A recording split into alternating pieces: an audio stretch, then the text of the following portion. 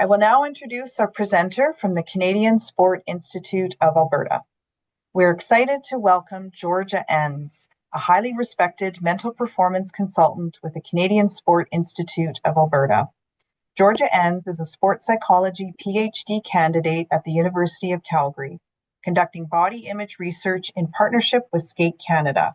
She also works as a mental performance consultant for the Canadian Sport Institute in Alberta, working with athletes from all sport types. There, she supports athletes in building a toolbox of mental skills that helps to navigate their unique sport journey and perform at their best when it counts. When she's not working in sport, you can find her spending time in the mountains, at group fitness class, or hanging with her dog, Spot. We are thrilled to have her here today to share her expertise on positive body image in sport. Welcome, Georgia Enns. Thanks, Tanis. That was a great little intro. Amazing. Well, thanks everybody for being here today. I'm really excited to get into this with all of you. Like Tanis mentioned, we're talking all things body image and sport. And I think a cool thing about this is that towards the end of our presentation today, there's going to be some tangible takeaways that I hope everyone can apply to their own lives and their sport environments that they work or exist in. And I think also a lot of these tools and skills we'll speak about can kind of expand a little bit outside of just body image specifically and can be applied in broad strokes to well-being as well. So I like to think of this about as a body image presentation with like greater applicability. So without further ado, this is me looking incredibly professional in my very professional headshot. Like Tanis mentioned, I'm an MPC at the Canadian Sport Institute. I'm working on my PhD right now at U of C, doing research with figure skaters at Skate Canada, creating some positive body image interventions for their stakeholders there. I've got all my data. We're in the writing phase now. So hopefully in the next 6 to 9 months, you'll see something out there for you to get access to if you're interested in that. And yeah, I also have my own private practice doing mental performance work and the applied side of things too. So it's fun. I get to like dip my toes into the research world, work with some phenomenal athletes at the Sport Institute, and then also have access to other athletes through my private practice. So that's a little bit about me. Before we get into it, I'm going to do things a little bit differently here than maybe you've had in other Zoom presentations before, and I want to interact with you guys a little bit more than just me talking to my computer in my office. And so the way we're going to go about that is by using this little tool called Mentimeter, and some of you may have seen this tool before. But basically, this is something for you to log on your phone. It's totally anonymous, and I want to kind of like have a couple touch points with you as we carry on this presentation to hear from you. And if you want to ask questions, we can kind of jump off from there. So the first thing that I would love is to know a little bit about who you are. So if you wouldn't mind pulling out your cell phones or going on to menti.com on your computer, and if you scan this QR code or go to menti.com and put in this code right here, 16657173, it will allow you to go to this fun screen over here. Is this working? Can you see this? It says introduce yourself. And from there, I just want to know a little bit about who you are, where you're coming from, what makes you tick, anything and everything under the sun. So feel free to kind of populate that, pop your name if you feel comfy or where you're from, and maybe what sport you're affiliated with or what sport you've been playing. And yeah, nice to kind of see who's in the room with us today. So give you a couple minutes to do that. Is this working? Can you nod your head at me if this is working? Great. Thank you. There's 27 people in here. So whenever you're ready, you should be able to populate. Georgia, Yes. do you want to put our names on it, or Yeah, if you feel comfy, by all will means it put your name. automatically? Okay, just checking. Okay, No, it's totally anonymous, which is great. okay. So Yes. gotcha. Okay. Thanks, Shane. Appreciate it.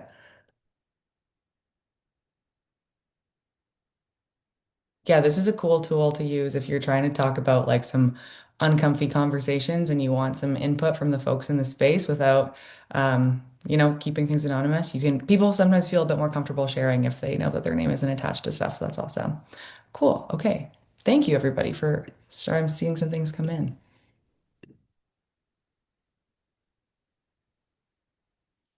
Netball.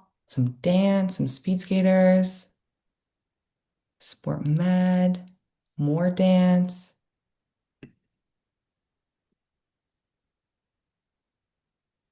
Awesome. Hey, Ricky, thanks for being here. Nice. Folks from all over the place. This is cool. Ooh, we got some cricket. New Brunswick? What? Welcome, everyone.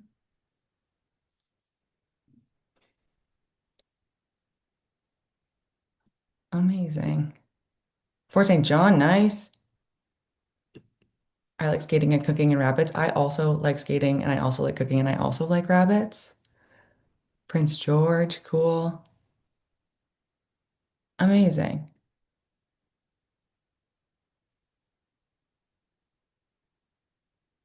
We have a lot of speed skaters in the mix. This is very cool to see. Okay, take your time, fill in a couple more, and then we're going to flip to our next question. And because we're talking all things body image, I want to hear about what your understanding of body image is. So, in a couple seconds, I'm going to flip to the next slide, and I just want you to tell me what you understand body image to be. And then I'll get into the thick of the presentation here. Okay. So, when you have a second, try to answer this question. There's no wrong answers. I want to know what your understanding of body image is. It can be a couple words, it could be a sentence, whatever you feel like fits this answer the best. What is body image to your understanding? Go for it. Again, no wrong answers.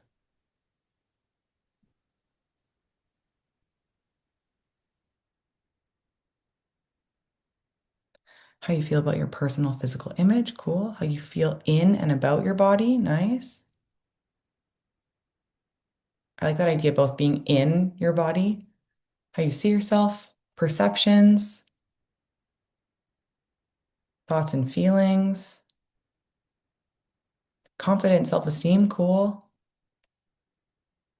How you feel about your appearance, the way you view your body.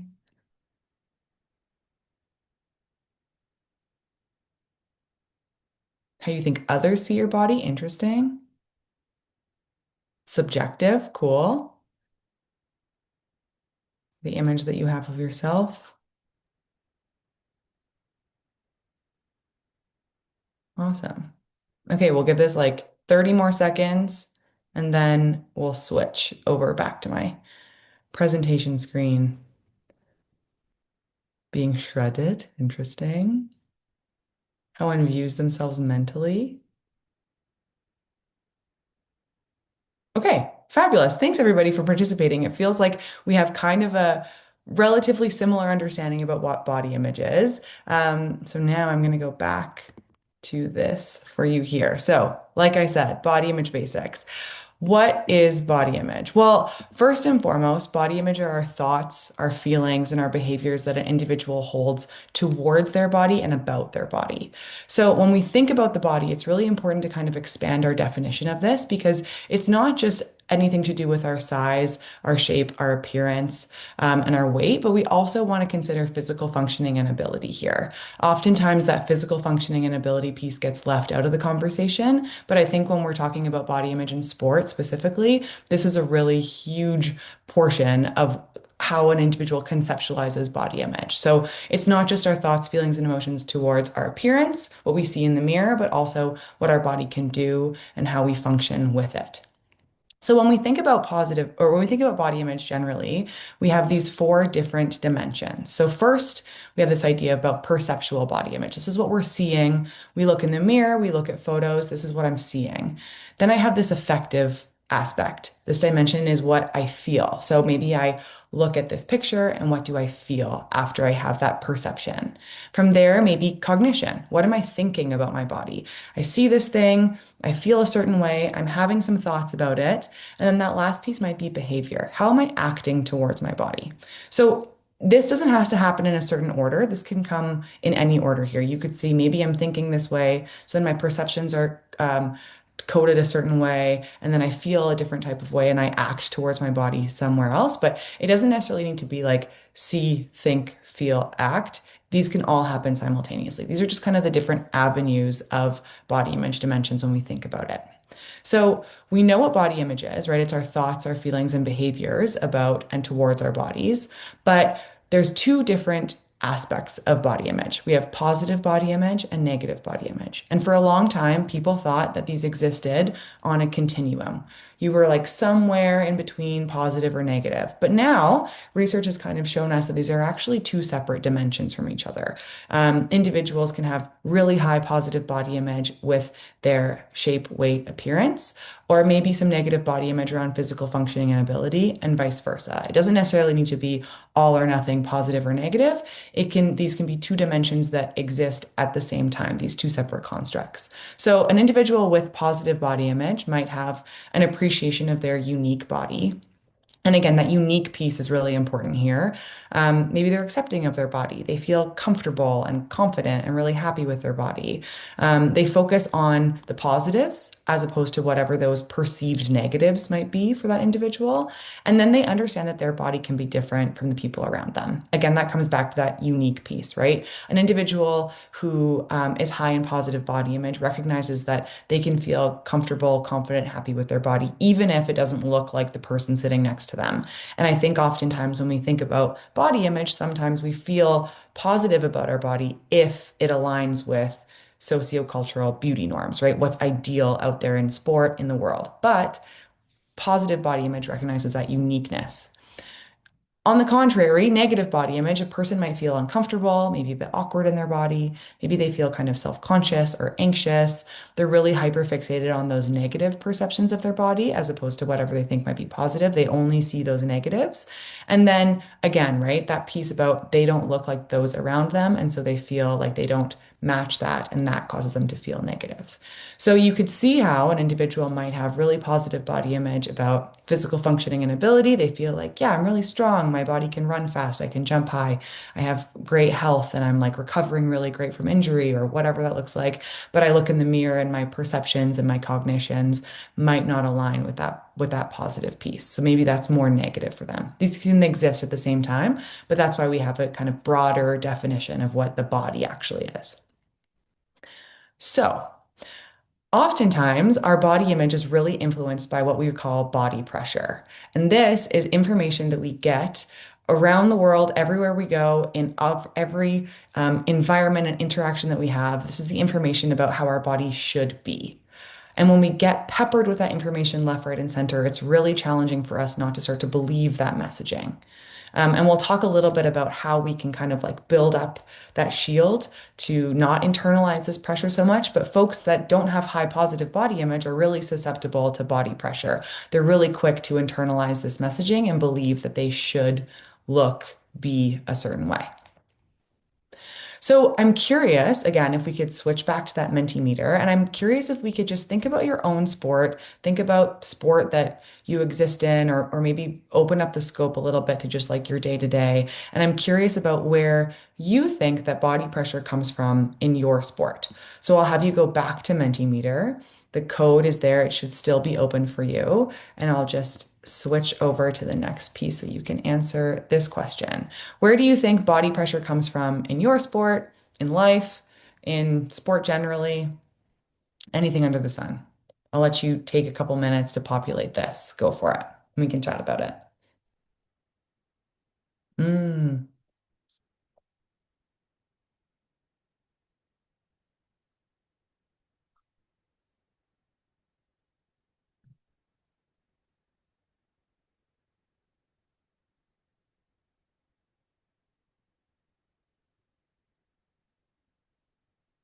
Okay, so these top three, it's interesting. I'm seeing like sport specific things, right? If I'm guessing a speed skater, I need to have these like, what's my thigh circumference?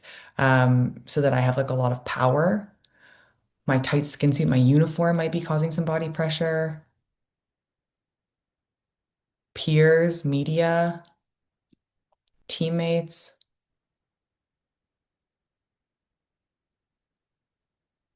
a lot of uniforms. Ah, social media. Yes, the dance within the space, the aesthetics and performance element of dance. Interesting.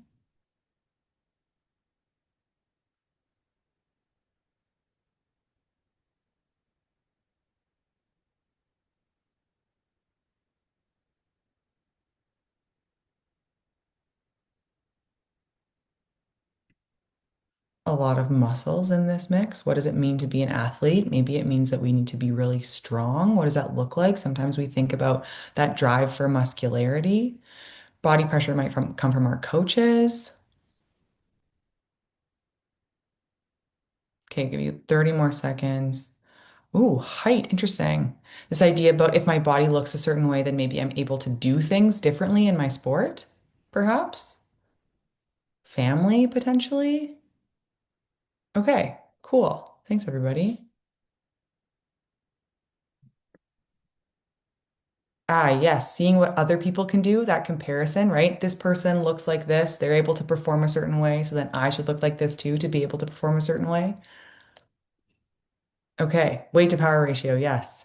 Functioning, big time.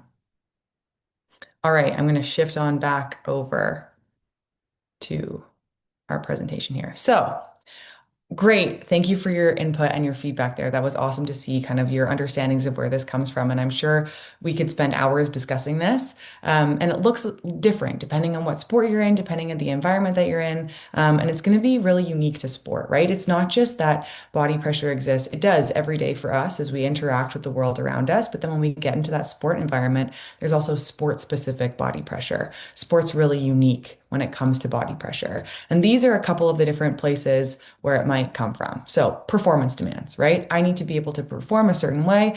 If my body looks like this or functions like this, then I'm going to be able to do my job as an athlete. So, I need to adapt or change my body accordingly to meet that. Uniforms. Some of you already put that on the slide recently. Things like super tight skin suits. Us nerds call this physique salient uniforms, where a lot of your body's on display for the world around you to see. And that can be kind of like uncomfortable for folks at times. Nutrition demands, eating a lot, right? If we are an endurance athlete, maybe our caloric intake needs to be really high depending on the training block that we're in. And so, what's my nutrition demand like? Other times, maybe I'm getting some misinformation about what my nutrition should actually look like, and how do I navigate that? Any sort of coach expectations, right? Implicit or explicit. There's some pressure there from coaches that an individual might experience.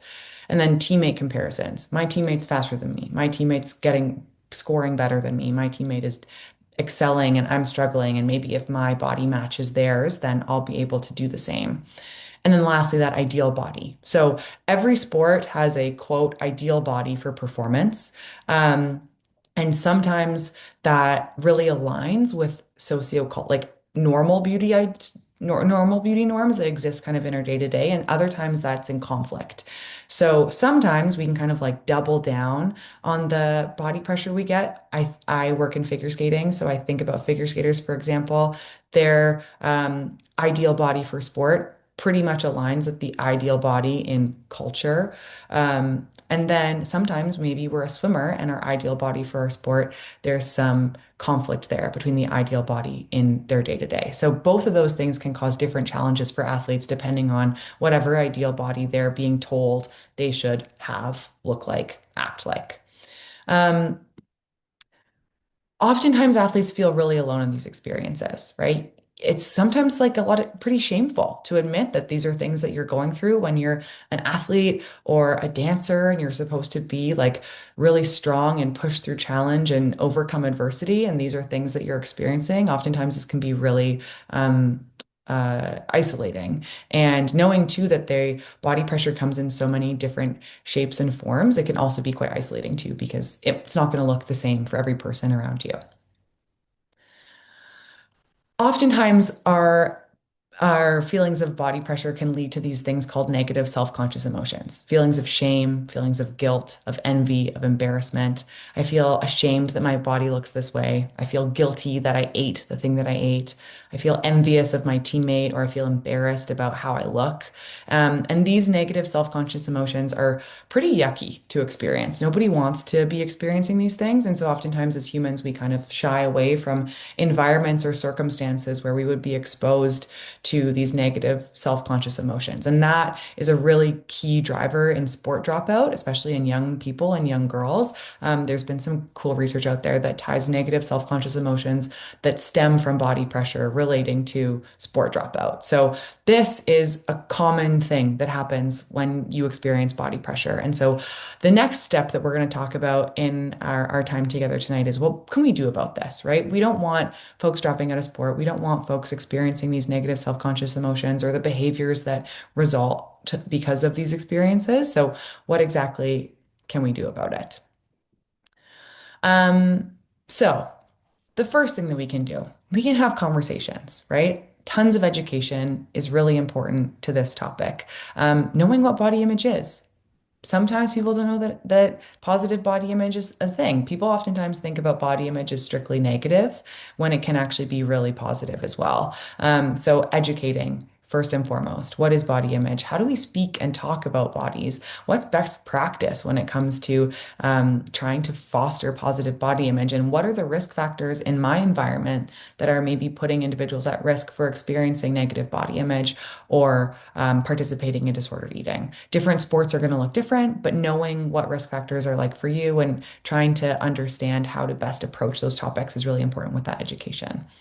Then, of course, promoting positive body image. And we'll talk a lot about that too. And we're also going to speak a little bit right now about creating psychologically safe environments. But these are kind of like when I think about, you see all this stuff and you hear all these things and you feel kind of demoralized because it's so deeply ingrained in a lot of sport culture. Well, like what exactly can you do to make the situation better? Well, educate positive body image and creating a psychologically safe space, I would say are kind of like my big three to making some sort of change and hoping to support our athletes that are going through some challenging times.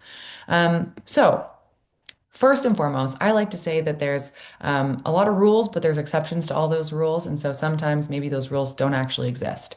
So people think that every sport has a perfect body and you have to look like that or be like that to be successful in your sport. But I would say that's wrong. And I would say that your body shape or your body size doesn't necessarily determine an athlete's performance, and that success in a sport doesn't always have to look and be the certain size, shape, or weight.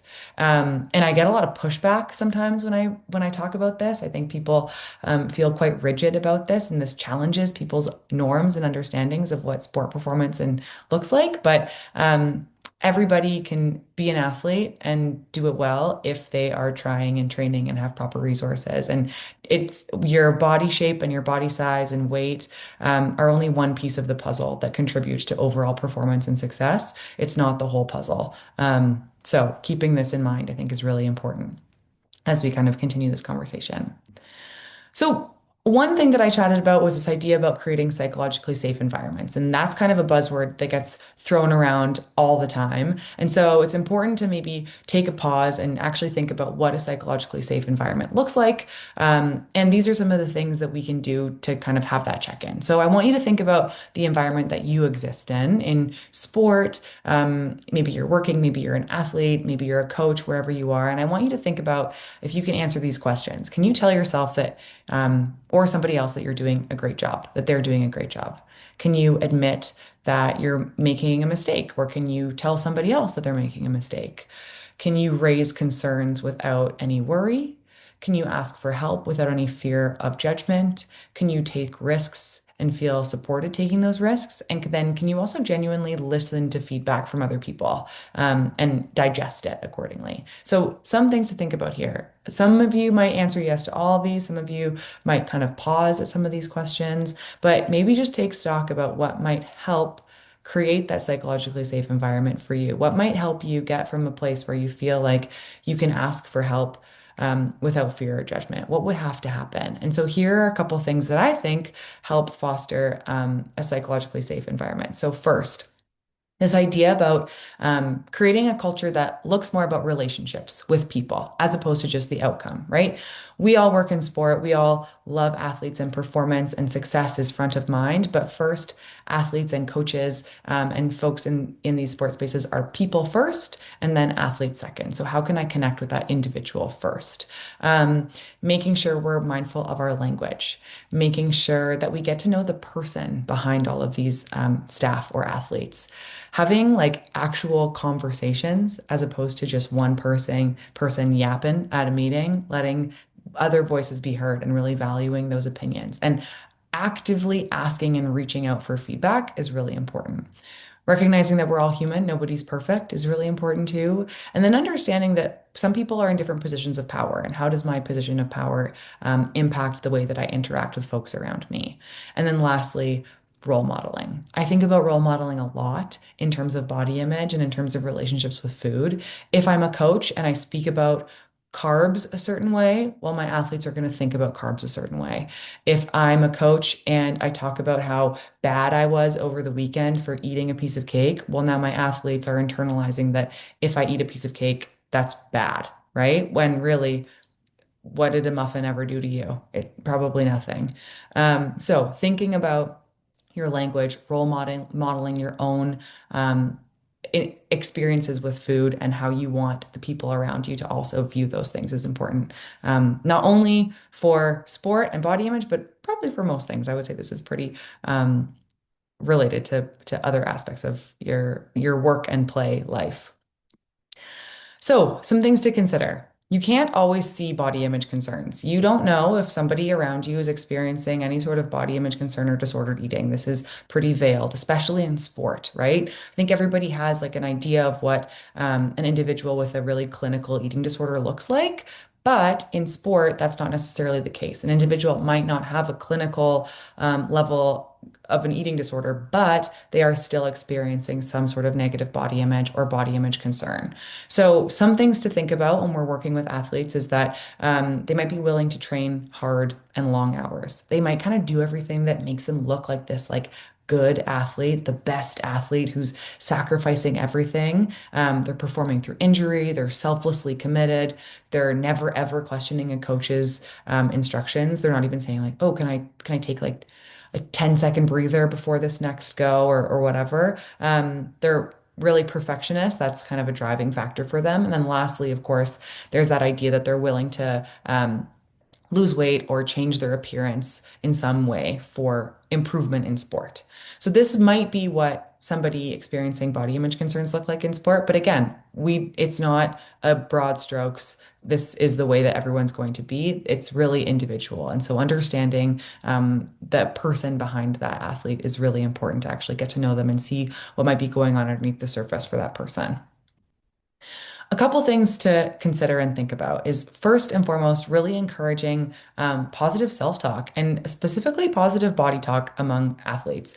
I think so often in sport, we always talk about like the next challenge, and we don't necessarily want to celebrate successes because we feel like maybe it comes off as a bit gauche or whatever, but really encouraging people to celebrate all those small wins and hype themselves up, right? If you feel super strong today, talk about it. If you feel like your hair looks amazing, talk about it. We want people to celebrate those things and not be afraid to talk about that. Then I would say avoid making like appearance related feedback. I think about my time in figure skating, for an example, and oftentimes you'll use the body as a way um, to give performance related feedback when realistically we should be using like the tools and skills that we have as coaches in that space to give feedback. But instead, it'll say things like, oh, you have some noodle arms right now, which really they mean like check your arms and make sure that your arms are nice and extended. So thinking about how you can change your feedback to avoid making it perform appearance related. Um, Giving that performance-based feedback, like I mentioned, and then also making sure that we're focusing on the health of the athlete as opposed to weight, shape, and size. An individual can be healthy at every size. And so recognizing this, especially if we're participating in sport, right? Physical activity is so huge, and we want to encourage that. And so how can we make sure that we're focusing on health rather than weight, shape, size, appearance, etc.? A couple things that we can do when we think about body pressure, and I like to refer to these things as like body pressure instigators. These are kind of the things that like stoke that fire of internalizing that body pressure. And first and foremost, maybe it's like making a little bit of room from that person, from that thing, whatever it might be that's causing some body pressure. Just giving yourself some space from that is really useful to kind of take a minute and actually ask yourself, like, is what's happening true? And do I need to take in that information as fact and really bring that with me to the next space? Or can I just take some space and remove myself from that situation?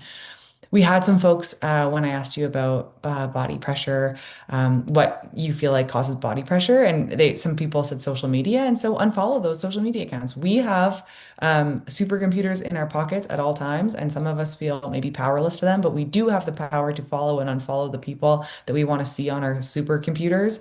So take the agency to unfollow those social media accounts that you don't feel are useful for you.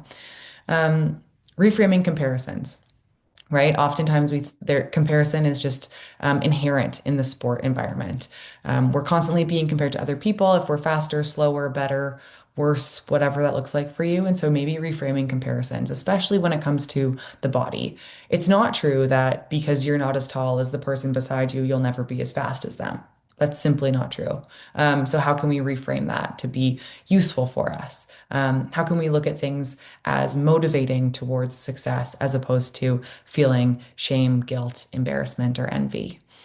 Journaling is really beautiful. We're going to talk about self-compassion here in a second, and then we're going to talk about building what I like to refer to as your positive body image shield.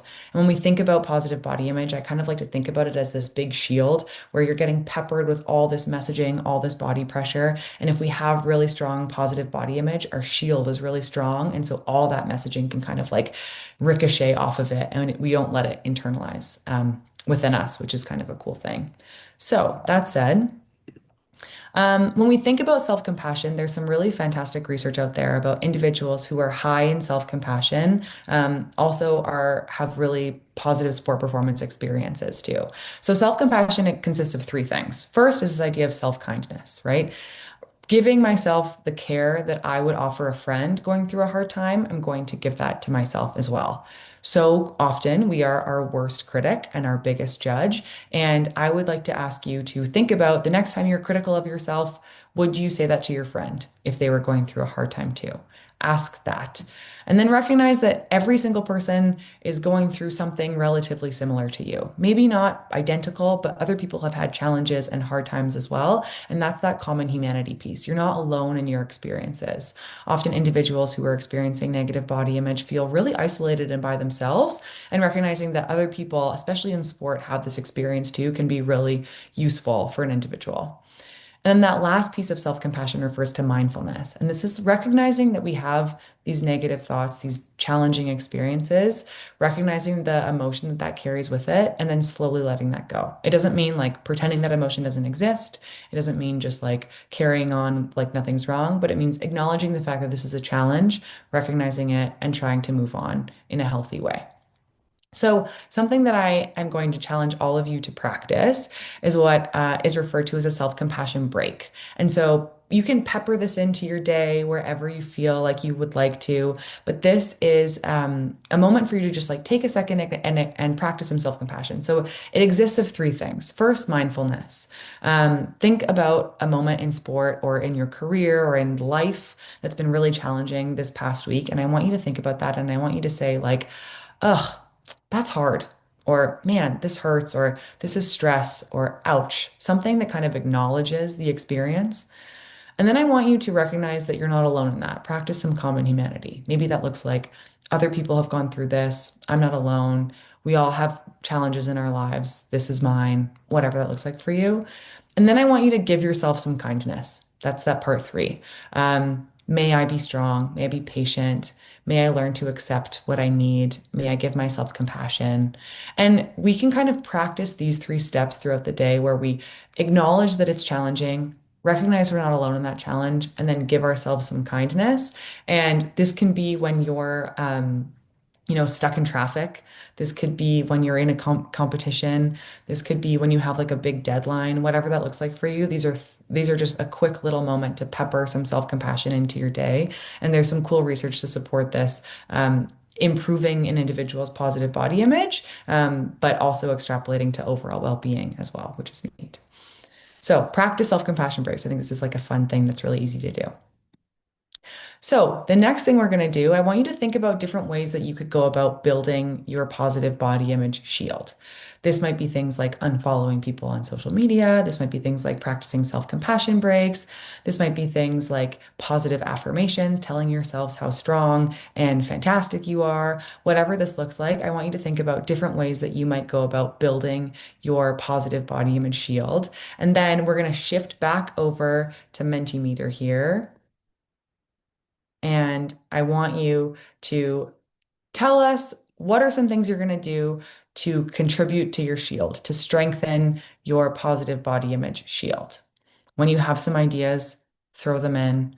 Might be practicing mindfulness, whatever that looks like for you. Maybe it's things that you are already doing. I want you to just add it to the screen.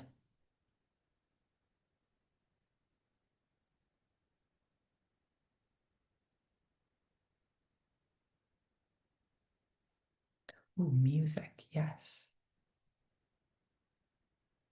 Hmm.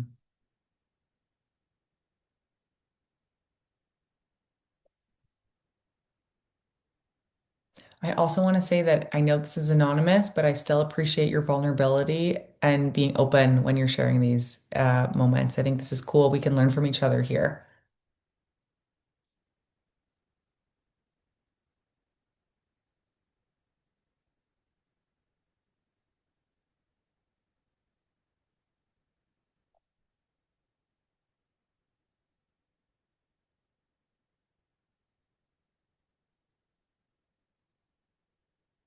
Okay, so far we have music as a cool tool to help us with some challenging times, some meditation, giving some space, walking away when people are saying negative things, trying to surround ourselves with positive people, fabulous. Changing the subject, switching to some positive, maybe hanging out with our cat, absolutely. Our furry friends, some gentle movement. Yeah, making sure we're like moving the way that our body feels like it needs to be. Very cool. Thinking about what my body can do. Yeah, that gratitude piece I think is really cool. I think, yeah, achieving goals is cool, however small or big, and then also really celebrating them too, right? No matter the size of success we feel, we're making sure we're always celebrating. Going for a walk.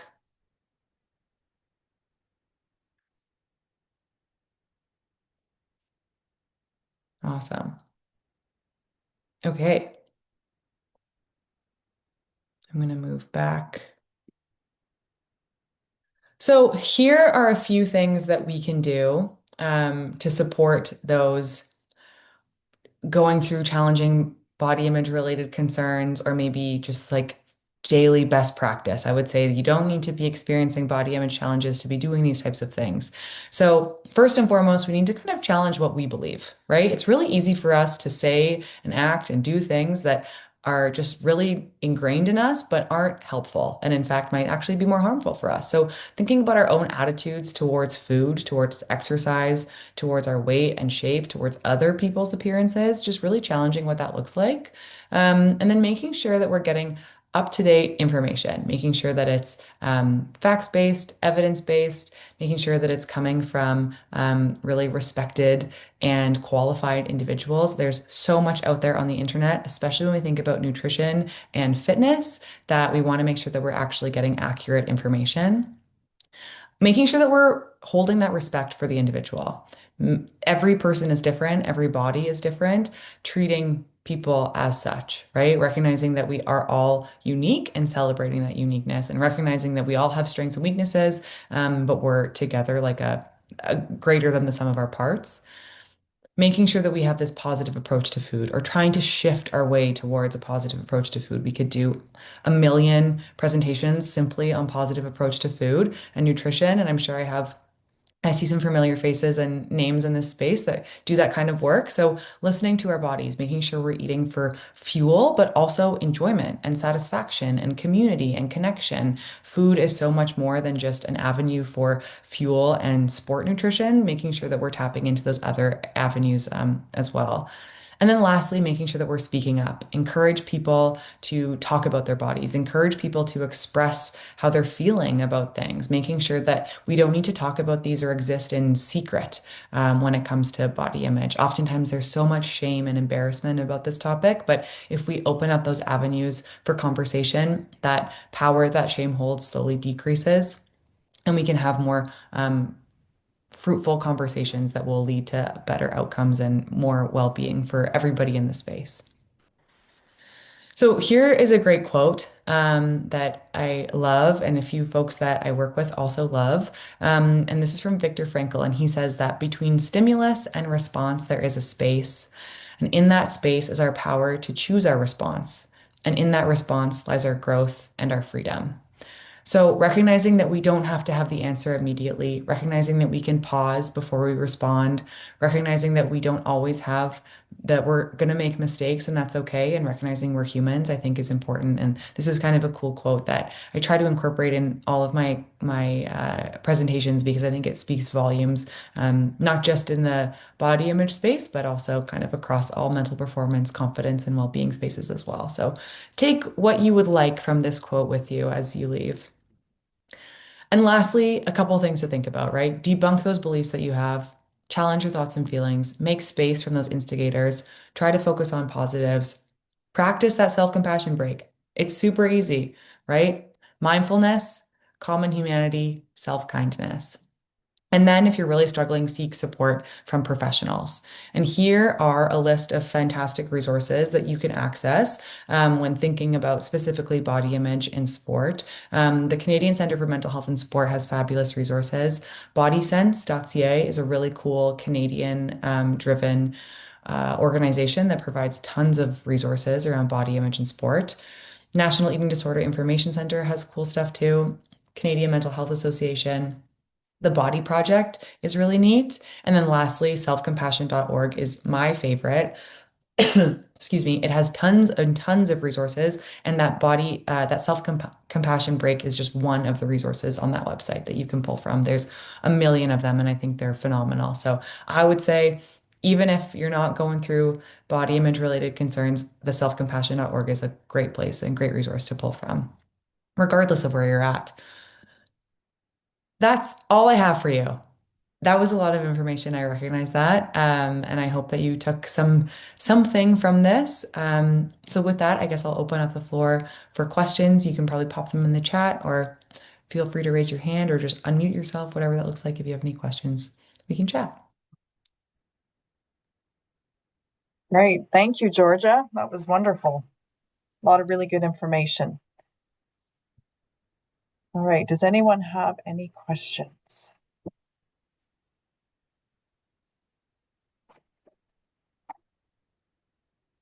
Now there was a couple when in the registration. So if you don't mind, I'll maybe just read that out loud. For sure. Somebody in there. Um, so one of the questions is, how do we remove the barriers that result in negative self-image resulting from sport involvement? Mm, yeah, good question. I don't think I have an answer for that. There's so many. But I would say just conversations is a big one. And challenging the norms, I think, is a big one.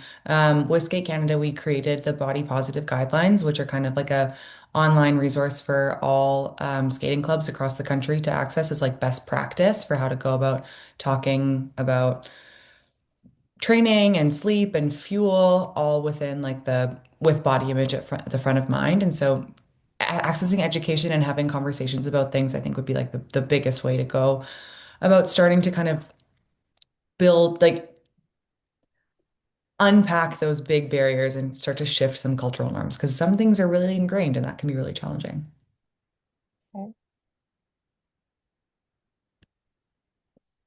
Just in the chat here, where would be the best place to get resources to share this information with our players?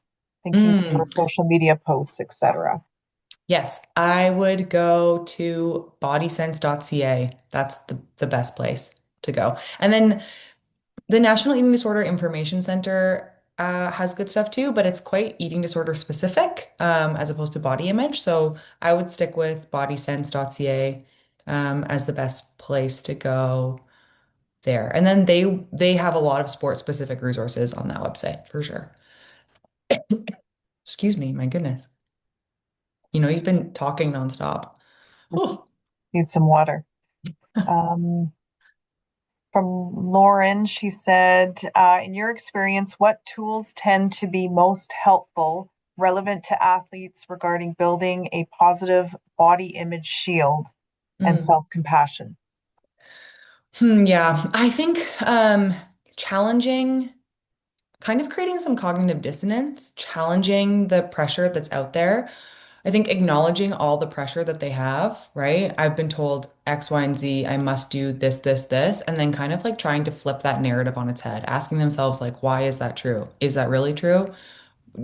What can we do to kind of debunk that, or how can we reframe that in a way where we kind of poke holes in the argument that you have to be a certain size or eat a certain thing to be successful, and starting to kind of challenge those internalizations slowly, I think is really important because those are messages that we've received over a long period of time. So first it's like challenging the messages, and then it's kind of being like, no, that's wrong. And it's wrong because of these reasons.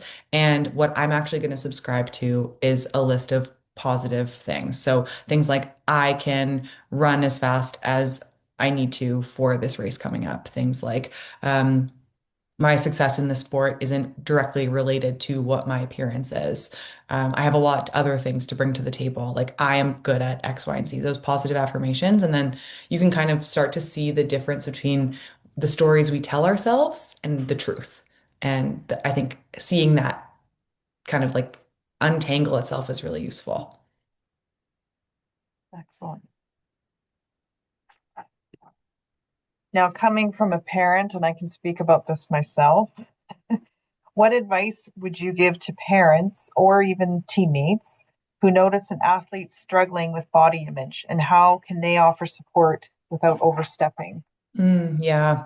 I think just opening up the room for conversation and recognizing that not everybody is going to be able to speak about that or want to share immediately, but providing space and time and acknowledging that things can be really challenging. It might be just like simple things like I know that when I work with groups, we do a quick check-in at the beginning of every session where it's like scale of 1 to 10, how are you doing today? That's all it is.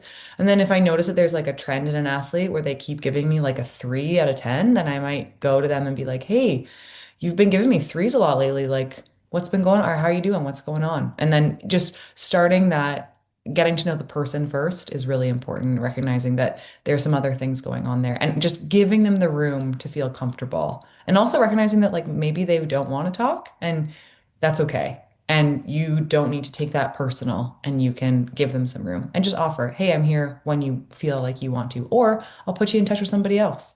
You know, maybe you don't want to talk to me. That's fine. Yeah, I like that. That's really good. I like the scale. Mhm. It's That's a good quick. one. Yeah. And it just gives you the quick picture of like Yeah. this or that, right? And then to that point too, if you get an athlete that gives you 10 out of 10 every single day, they're Hmm, probably not a 10 out of 10 every single day. So maybe you also want to check in with them. good point. Good. Does anyone have any other questions? Don't see any hands up. You can pop them in the chat or put your hand up or just take yourself off mute.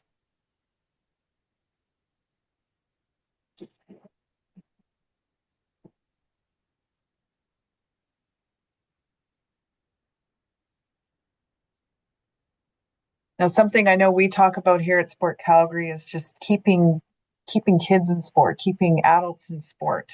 Mhm. But how does building a positive body image contribute to long-term athlete well-being and retention in sport?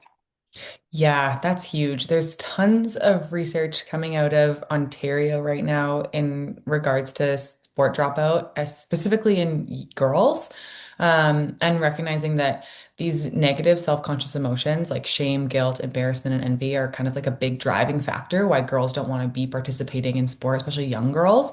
And so oftentimes, you know, you ask them like, where might these negative self-conscious emotions be stemming from? And it has to do with body image. So if we can talk about what our body can do, how we get to do things, how like cool it is to be so strong and active and fit, and that's phenomenal and like a really positive as opposed to oh, here I am in my bathing suit on the pool deck comparing myself to the girl beside me.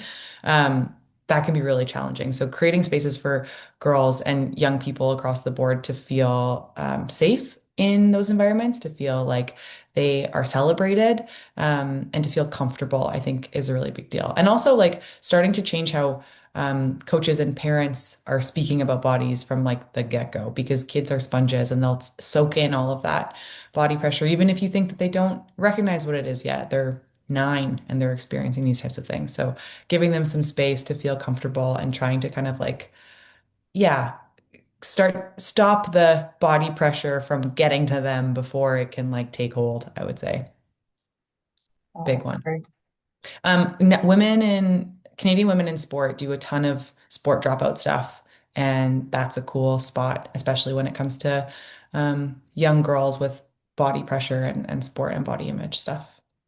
Cool place to take a peek if you haven't already. Yeah, that's great. Thank you. Appreciate that. All right. Any more questions? You can take yourself off mute if you want to do that, or just put it in the chat. We'll give another few minutes or another minute here just to see.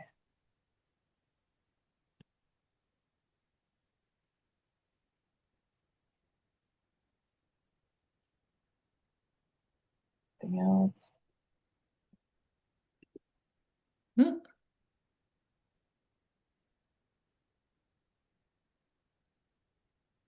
All right. Doesn't look like anyone has any questions, so that's a good sign. You Great. covered it all. Well, thank you so much, Georgia. I really appreciate it. Thank you, everybody, for joining us tonight. We really appreciate it. Hopefully, you got some great takeaway items that you can now use in regards to the topic. And if you have any other questions or have anything else after, feel free to just email us and just let us know. Awesome. Thanks, Right. everyone. Thank you. Bye.